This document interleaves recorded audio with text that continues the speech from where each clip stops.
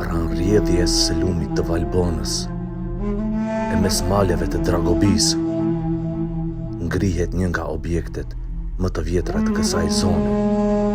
Ajo është Xhamia e Dragobisë. Sipas gojdhënave, ajo daton që nga viti 1442, duke qenë një ndër xhamitë më të hershme të Tropojës.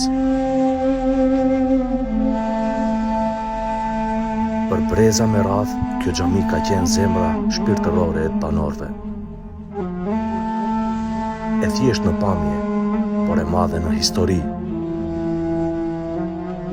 Ajo vazhdon të qëndrojë si simbol i besimit dhe trashëgimisë që kalon nga brezi në brez.